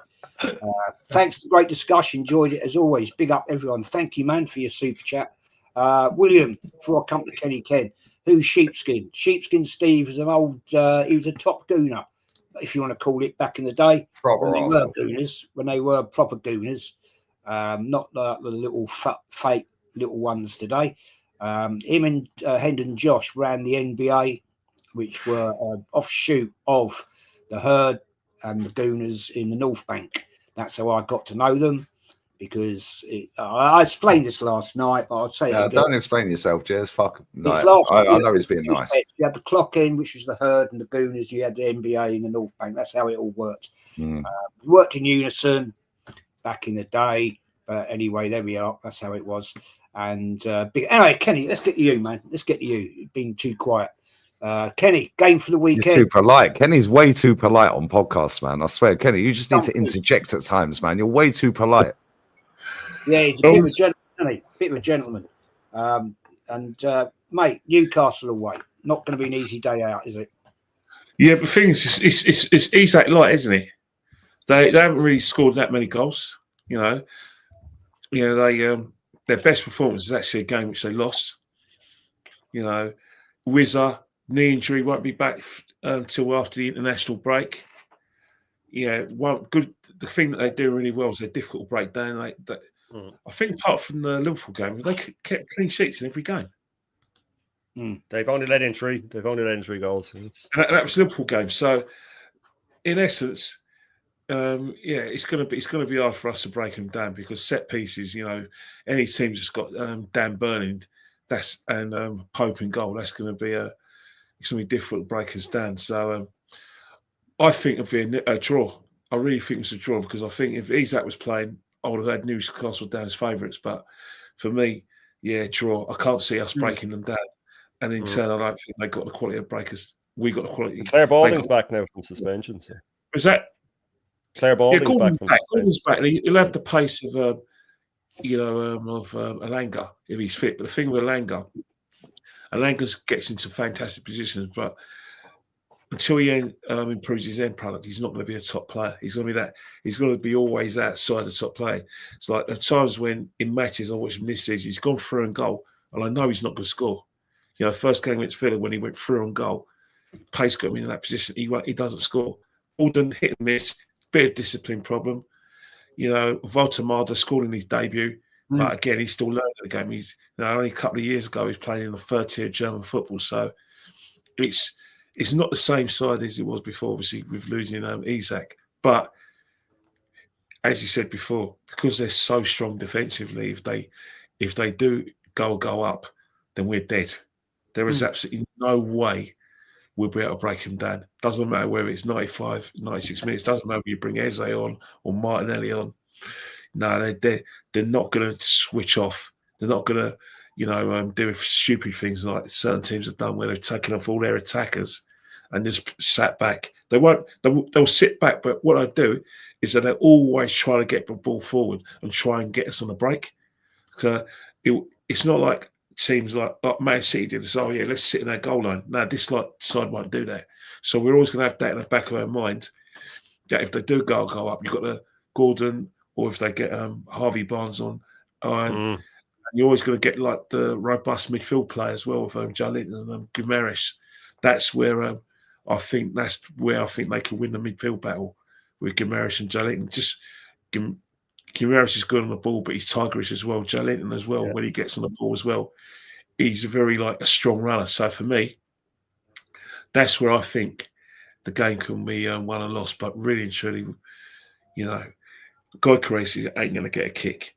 Let's just cut the thing. He's not going to get a kick, and he's just going to have to accept that he's going to live off scraps when he plays for his team. We will create chances, but if he's not in the right frame of mind, he won't get them. He won't be getting many chances in this Arsenal side unless he plays teams like Port Vale or Burnley, and even then Burnley are a team that puts men behind the ball. So I wish him the best of luck because he has had no service whatsoever. He's got 3 goals. Shake his hand. That's a goal scorer, isn't it? Exactly. Facts, man. Absolute facts. SG, thank you, mate. I don't think I've ever had these many super chats in one show. Fuck me, mental tonight. SG, thank you, mate. Jezzy, if you ever need a bodyguard in Islington against mutants, I'm your man. Don't think any mutants would mess with a 6'2" guy. That's cool then, right? Because that means I've got Kenny there and you there. I'm fine. Not a problem. Jez, I'm there. Because given I'm there, it's me. When I call them, the thing about it is that I'll be able to spot them. Because at the end of the day, I've got my own battle with Pete Hayward. Because apparently he called it Pete Hayward. Right, Pete Hayward, apparently I'll be on a crack and I've let myself go. So he's confident he'll be able to beat me up anyway. So I've got to watch out. So I've got 2 things at once. Sort your idiot out, and I've got to sort my idiot out. Yeah. It's a laugh, man. I don't know where these people come from. Seriously, man. Big up Pat, man. Jez, I'm on the red wine. Oh, we on the wine tonight, mate. Old Pat. Yeah, good boy. Cheers, Pat, mate. Yeah, good man. Top fella. And yeah. I can't help it, man. I've got to laugh at these people. Seriously, man. Oh dear, the amount of threats I've had since I've done this YouTube, Jesus Christ Almighty, it's incredible, really. Never mind. Anyway, I don't know where Lee's gone, but I was going to get Lee's prediction, and I'll give you mine then. I'll give you my prediction for the game, Newcastle away. I'm going to be a little bit less positive, boys. I'm afraid. I think it's going to be a 1-0 loss. I think it's going to be a tight game. But I can't see us scoring up there because Eze, I think, is class. Will Gyökeres get the service? I don't know. Saka, I'm sure, will start. Not that I really want him to. I don't want him starting tomorrow night. That is for certain. No need to not tomorrow night. Tomorrow night, bring the boys in. Dowman, right? Give him the reins. Yeah, let him have a run out. Do all that. And also, what's happened to Lewis Skelly? Where's he gone? He's done with him. He's finished with him. Great last year. Played loads of games. Seems to have disappeared off the cliff. He's been Calafiori'd. Yeah, this is Arteta, though, isn't it? Right? He's done with him. He's done with him. Bigs all these players up, right? Bigs them all up, yeah, and then drops them like they're a hot potato. As soon as they sign a new contract. Hopefully he'll start tomorrow, Skelly. Yeah, he'll start at left back though. He won't start in midfield. He'll start left back, yeah. I think Marie's going 2-1 to the Newcastle. Yeah, I reckon 1 or 2-1. Jeez, if you don't need that. Big up Lee, man. Hope you're well. And, me and Norms will be live for the penalty shootout tomorrow. Mate, really? Penalty shootout? No, I'm joking. I think we'll get the job done tomorrow, but it won't be easy though, Jez. Jez, it won't be easy against Port Vale. No, it won't be. Never is. If we score early, it'll be all right. They're windy. It's always windy down at Vale Park. It's like the wind really comes across there, and the conditions ain't good. The floodlights are not fantastic. It's going to be a tough one. It ain't going to be easy. You've got to stand up. I've never been there for a football match. I've only been there once. And that was once I've been to Vale Park. Yeah, I've never been there for a game. It's actually quite a nice area there. But it is. Yeah. Well, it's the Trent derby, isn't it? Arsenal v Port Vale, the Stoke derby. Yeah, it is really, isn't it? I hadn't thought about it like that. Stoke City v Port Vale. Yeah. I've been to Stoke many times, many times. But that ain't a nice place to go. I can tell you that. No, it's quite intimidating. They're very welcoming. They're very welcome. They make everyone feel welcome when you go to places like Stoke. Yeah. If you want to send anyone you love down there, or just send them to Stoke, they'll make you very welcome. They love I find that with Newcastle, though. I find that with the Geordies. I think the Geordies are great people. I was being sarcastic about Stoke. I know exactly what. You're being sarcastic. Sorry, mate. I know exactly what Stoke's about. Stoke, you are not welcome if you're not from. No. No, like Leeds at Ellen Road. That's not a nice place. I did that show about one of my away days at Stoke, and we got scanned into going in the wrong pub quite deliberately, and that didn't end well. That did not end well. No, Stoke's trouble. Yeah, Burnley's Kenny. She was in her 60s, and I'm at the time I'm in my 30s, probably even younger than that, maybe late 20s. And we asked her where we could get a drink, but not in a Stoke City pub. And she directed us to this fucking pub, walked in there, there's about 50 of them. You know what I mean? And it's like, oh, thanks very much. And of course, the accent, you know what it's like. You walk, as soon as they hear you talk, you're fucked. And that wasn't good. Anyway, I don't know where Lee's gone.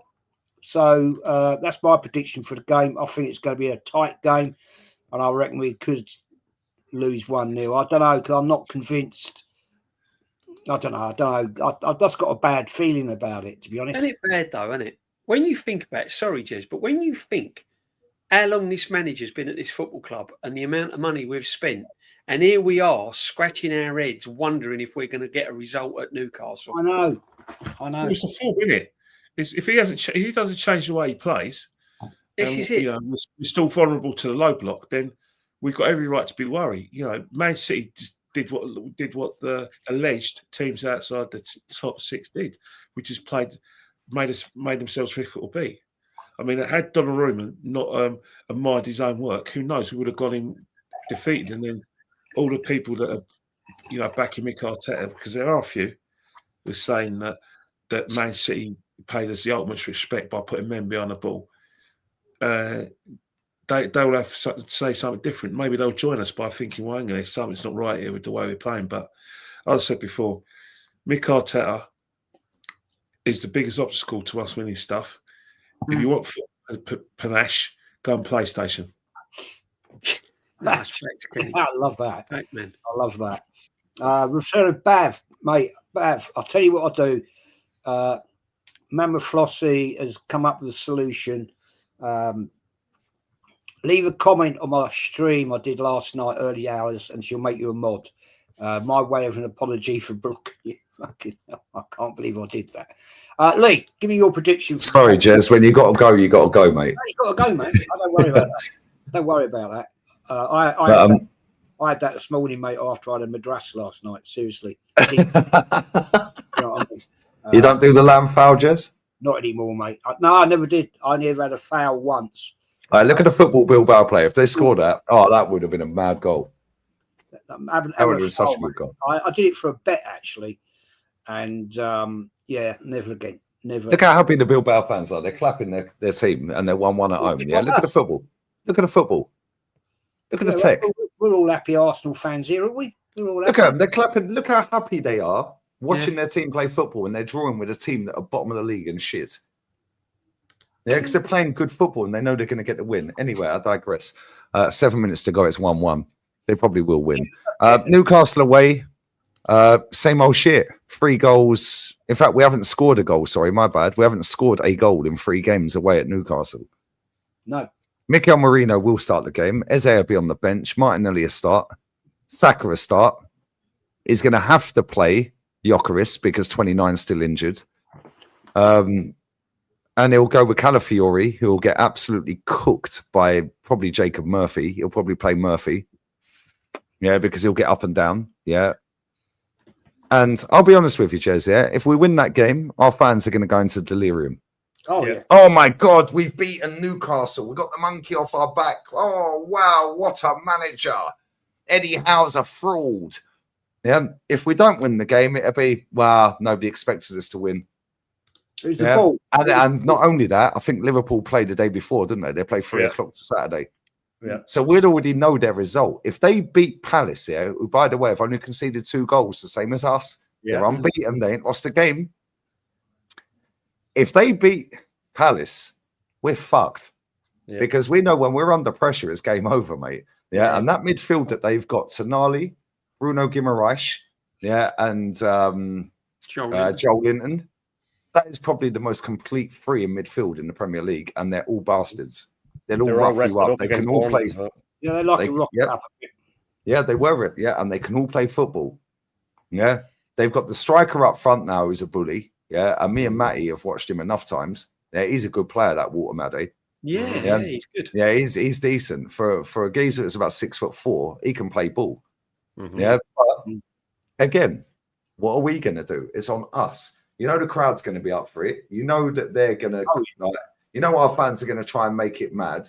Yeah, not only that, Christian Stuani's coming on, Middlesbrough legend, bruv. 38 years old, by the way. Yeah, and he's still better than 29. But you know this fan base are already crying about the ref, didn't you? Yeah. And the ball.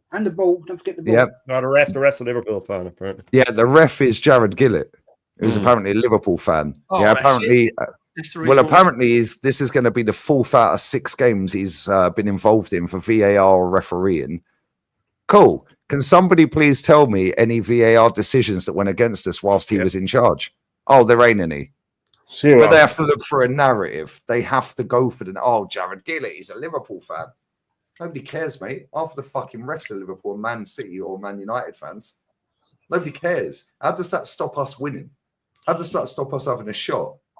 Yeah, we're going to fuck around and we're going to find out again. And if we win, cool. I'll be happy. If we don't win, just leave him in Newcastle, mate. Yeah, and if he starts Trossard, which he won't, yeah, and Marino and Calafiori, yeah, then we're done. If he starts that same left-hand side, we're finished. Yeah, and if we do not win that game, and Liverpool have beaten Palace the day before, bye-bye, it's finished by September. It's not over by Halloween, Kyle. Yeah, it's over by September, mate. We've not even got the leaves off the tree, and it's over. It just turned autumn. If they beat Crystal Palace, yeah, and let's be real, Glaston's a very good manager. Yeah, and they are very good defensively, and they can attack. But let's be real with this: it's Liverpool, mate. Mm-hmm. Yeah. Not only that, with the sad news that happened the other day with their ex-women's manager, plus the Jota sad news. Yeah. They've been through the mire, mate. Yeah. And then people want to sit there and give it the they get so lucky. No, they're fucking fighting to the end, mate. They're going. They make their own luck, man. There's no such thing as luck. How many last minute winners did we score under Wenger? Yeah. How many last minute winners did fucking Fergie have? Yeah. You make your own luck, like Shane says, yeah? If we do not beat them, yeah, and you know what will happen, yeah? Liverpool will drop points, then we'll drop points. Yeah, that's the thing with the pressure. If Liverpool was to drop points, it's this like crumbles even more so under pressure when that happens. Because when was the last time that Liverpool dropped points and then we actually capitalised? Didn't happen once last season. No, we fell every single time. Every single time. I don't think we'll beat them. I hope we beat them. Yeah, and there's a fellow I met in, well, I know him anyway. I've known him for fucking donkey's years. Yeah, but he's a Geordie. Big up to him, yeah. Big up to Ian. Yeah, and he goes, I see you're gonna lose again at the weekend, la. Well, not la, that's fucking Scouse. He goes, Pet, call me Pet. I said, ain't your fucking pet. I said, Arteta's Eddie Howe's pet. Yeah, I said, he's always got his number, mate. I said, do you think we'll win? He goes, you ain't got no chance. Yeah, this is a Newcastle fan telling us in phase 6, phase 7, we ain't got no chance. I said, well, don't surprise me. I said, if you win, you win, innit? I said, we ain't scored a goal for 3 years at your ground, mate. Yeah, look at the way they played against Barca. They battered them first 20 minutes, didn't score. Barca went 2-0. They come back and they had a fucking go. That's Barcelona. Well, we're nowhere near that. Yeah, so, they played well against Barca. They did. Yeah, I don't think we'll beat them. I think it'll be a draw. But if we beat them, this fan base will be in delirium, mate. Oh my God, we're back. Oh wow, with all the injuries we've got and this and that. Oh, he's beaten. He's got the ghost out the closet. All of this bullshit. Spurs could go above us as well at the weekend. Man United could be level on points if Remember we lose. Spurs, and they win. that washed up team should have been DJB, if Man United beat Brentford away, which is the early kickoff Saturday, they're level on points with Arsenal. Yeah. I know. Yeah. Man United, that we've all ridiculed and took the piss out of for years now. Yeah. Yeah. If they win that early kickoff against Brentford, which is conceivable because Brentford got weighed in by Fulham. Yeah. It's possible, isn't it? Who knows? We didn't go and lose. Yeah. Oh dear. Then where? Oh dear. Then we got West Ham, the Declan Rice derby. Oh yeah, we've got West Ham at home. Whose record at the Emirates for the last 2 seasons has scored this many as what have won. I think it'll be different this time though. But we're going to wrap it up. We're going to wrap it up because it's I've got to go and eat, and you gentlemen got to go on Dan Potts's. Lee, Cook, Egal, and Christian on Potts's tonight. I didn't get an invite after last week's performance, mate. I don't think I'll be back again for a minute. Yeah, because I absolutely chefed up everyone on there, then left. Yeah, and then when I came back after an hour, Potts left you back, Lee. He loves you, man. I love Potsy as well. But yeah, everyone was like, "Oh, Lee Gunner's drunk." I wasn't tipsy, mate. I was just thinking shit.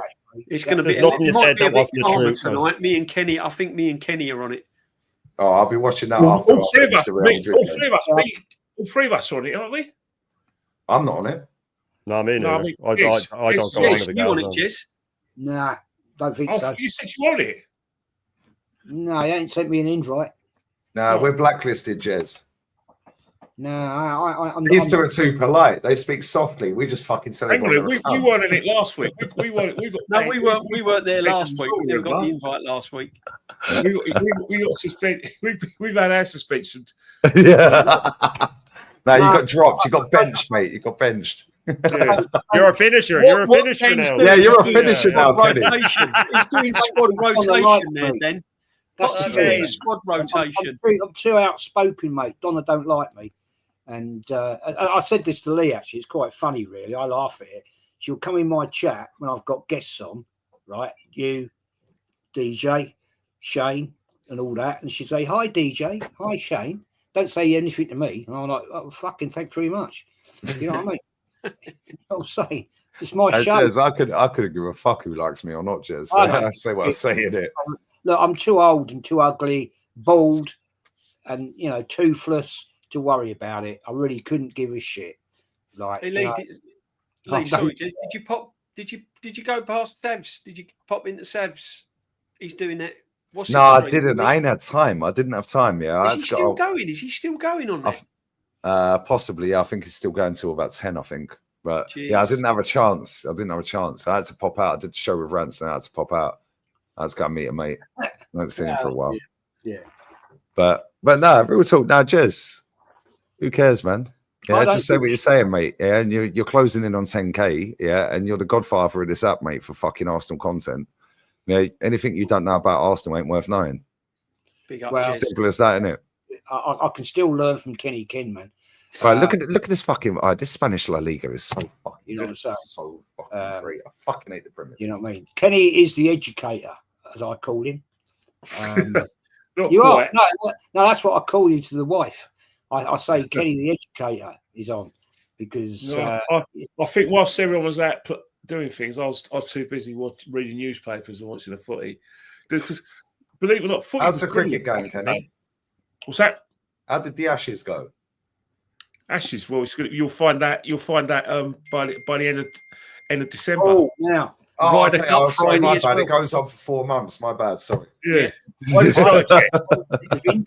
Kenny, we're doing Ashes live watch along, shall we?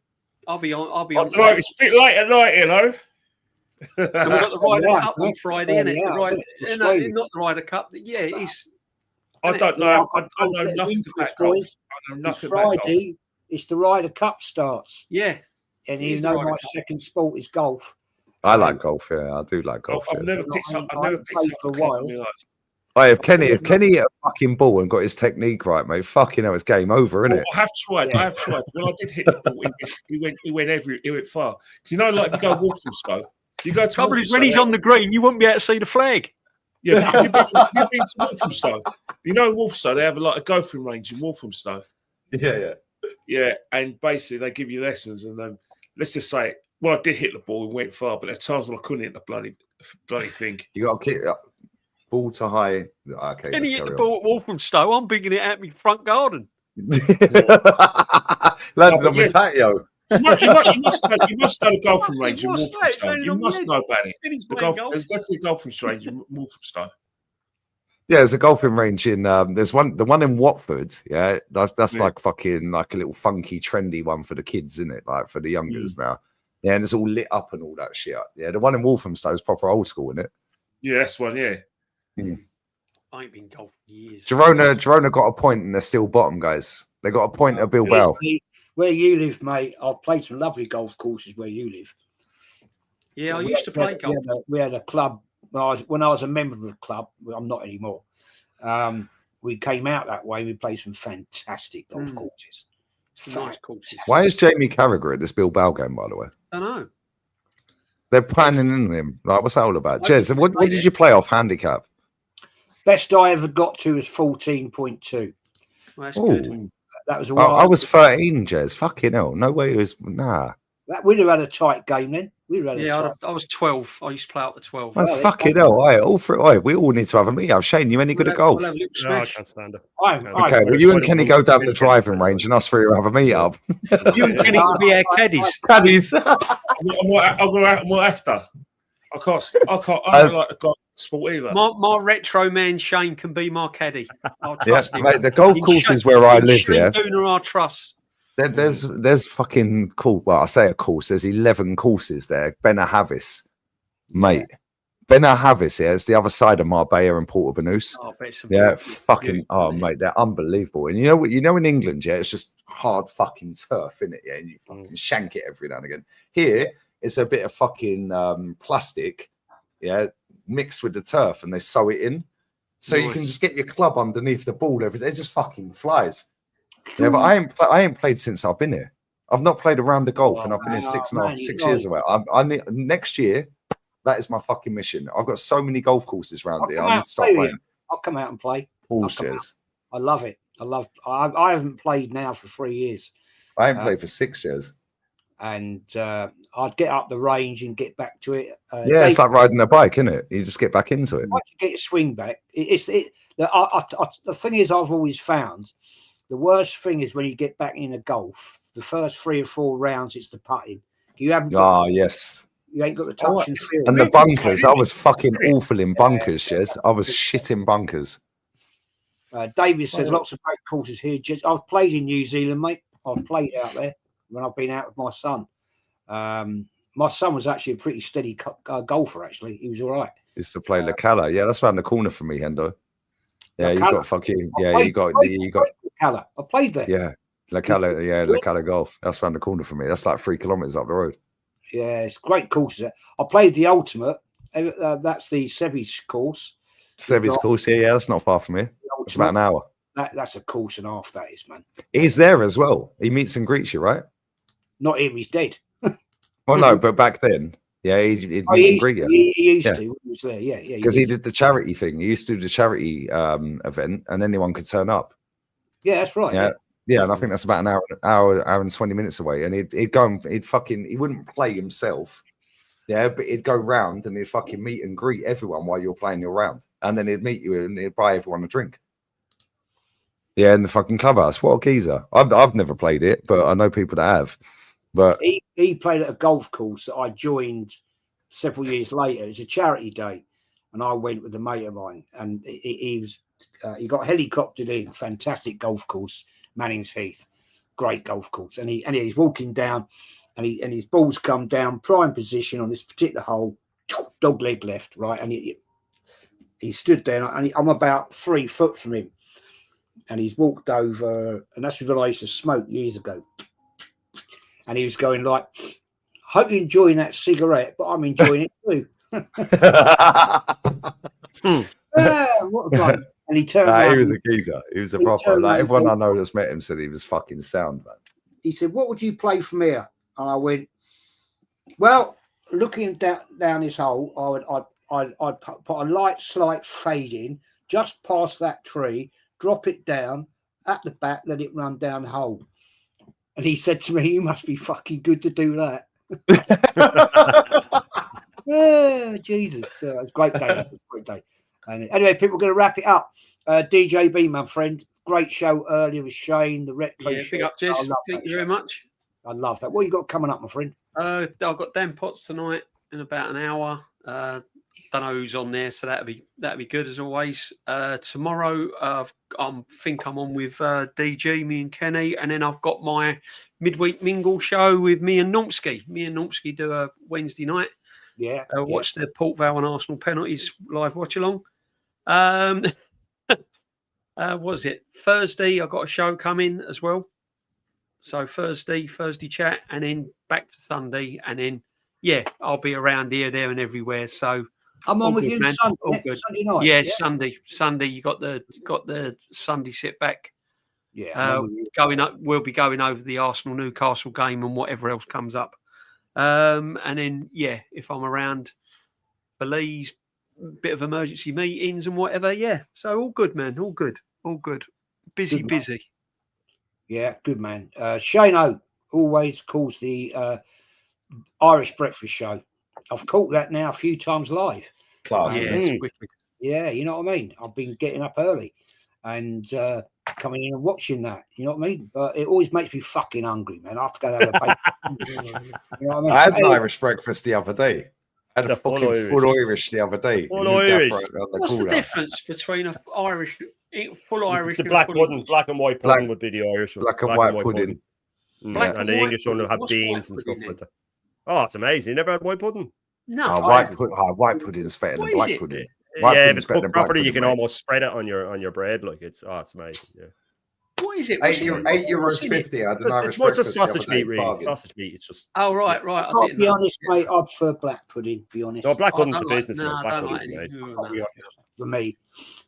Chino, what you got coming up, my friend? Yeah, I'm big up obviously for having me on. Always a pleasure, always an honor to be on the old school show with the legends such as Kenny and Lee and DJB and yourself, and the wonderful chat. Sans the mutants, of course, that were in earlier. Liverpool should have been 1-0. But yeah, I have tactical breakdown at 10 o'clock tonight, just a little sort of 45 minutes maybe, just going through the probable lineup, or it'd be a harder one to guess now because the League Cup, and then maybe what we should play and that sort of stuff. And then obviously the full Irish tomorrow. I think it's 147 now in a row without missing one. So, I want to keep that record going. It's all about consistency, man. It's all about consistency. Got to let the people know where you are. But the numbers have been mental recently. They've been mental. Misery loves company. When we're not doing too well, the numbers are through the roof. People want to come in and have a rant with you. But yeah, no, so that's tomorrow morning. And then I have a show with Views at 4:30 that we do every Wednesday. But yeah, in and around streams and busy. But the full Irish is always the main one. And then tonight at 10 o'clock, I'll be doing the tactical breakdown. So yeah, that's about it. Now, top man, mate. Kenny Ken, as always, legend that is. My bodyguard when I go to North London again, because I'm too scared to come here. You know what I mean? Yeah, they're all going to come out and beat the shit out of me. They'll talk a good game, don't they? Yeah, they like to talk a good game, mate. It's funny, mate. It's hard to beat somebody up when you don't live in the UK and you're about 14. You know what I'm saying? Your relatives doing it. Yeah. Kenny, as always, shout out, mate, please, where we can find you on your Insta. You can find me at Kenny Kane 1972. Well, first thing I'm going to do is take the dog out for a walk. Nice. I think that's the most immediate thing I need to do. Watch a bit of the Liverpool game, and I suppose go on Dan's channel, see if who's on there. I know it's going to be D, and and I don't know if it's going to be a girl, but a girl always feels that that he's got a lot to say. But the net is closing, mate. A girl, I know you watch it, mate. You can't explain away bad form or bad decisions, but you'll try. Stop that. Because you're game, aren't you, mate? No, I'm definitely not invited, mate, tonight. I just looked. Yeah, the dog's called it's not called Win, it's called Theo, the dog. At Walcott. Yeah, Christ. Well, sad times. I named it after my wife had another Theo in mind, but I thought, right, let's just try Walcott for Walcott.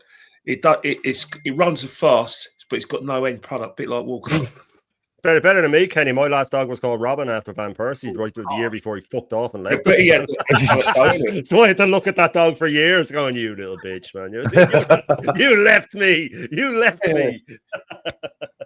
Anyway, let's move on. I know you gentlemen have got things to do.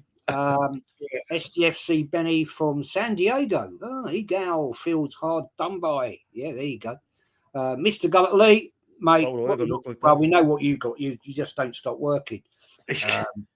You know, he's not got coming up. You make me tired. The hours you do, it just make me knackered. You know what I mean? I appreciate you for having me on. Big up DJB, Shane, Kenny, the chat. Isak should have scored inside 40 seconds. Southampton are on the attack. Yeah, Southampton on the attack. They got a corner. So I'm going to bounce onto that on the Reacts channel.